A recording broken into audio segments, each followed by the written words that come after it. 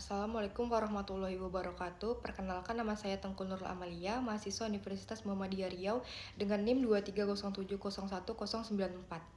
Pendapat hukum saya tentang kasus TNTN di Riau sebagai seorang yang mempelajari hukum, saya memandang bahwa perusakan kawasan Taman Nasional Tesonilo atau TNTN di Riau merupakan bentuk pelanggaran serius terhadap lingkungan dan kehutanan di Indonesia. TNTN adalah kawasan konservasi yang telah ditetapkan oleh negara dan memiliki fungsi penting dalam menjaga ekosistem, keanekaragaman hayati, serta keseimbangan iklim. Ketika kawasan ini dirambah untuk kepentingan perkebunan sawit ilegal atau aktivitas komersial lainnya, maka hal itu jelas merupakan tindakan melawan hukum. Dalam perspektif hukum, tindakan perambahan dan pembukaan lahan di kawasan TNTN melanggar ketentuan dalam Undang-Undang Nomor 41 Tahun 1999 tentang Kehutanan serta Undang-Undang Nomor 32 Tahun 2009 tentang Perlindungan dan Pengelolaan Lingkungan Hidup. Setiap pihak yang terlibat, baik itu individu, kelompok, bahkan korporasi yang terbukti turut serta atau mendapatkan keuntungan dari kegiatan ilegal tersebut seharusnya dikenai sanksi yang tegas. Selain itu, saya juga menilai bahwa lemahnya penegakan hukum dan minimnya pengawasan oleh aparat berwenang turut memperburuk kondisi TNTN.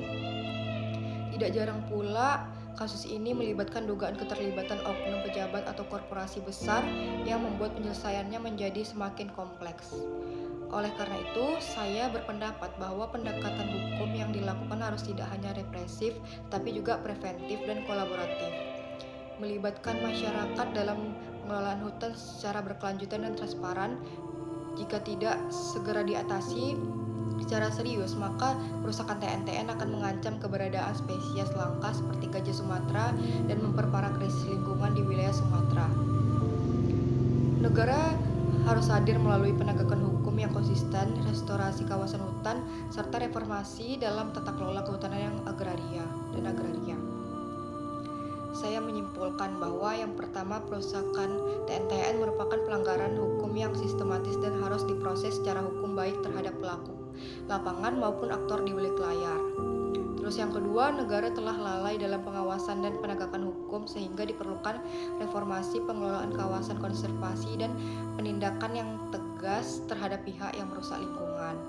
Yang ketiga, penanganan kasus TNTN harus melibatkan pendekatan interdisipliner hukum, lingkungan, ekonomi, dan sosial masyarakat. Dan yang terakhir, pemulihan kawasan TNTN dan penegakan hukum terhadap pelaku kejahatan lingkungan harus menjadi prioritas agar prinsip keadilan ekologis dan keadilan sosial dapat tercapai. Sekian dari saya.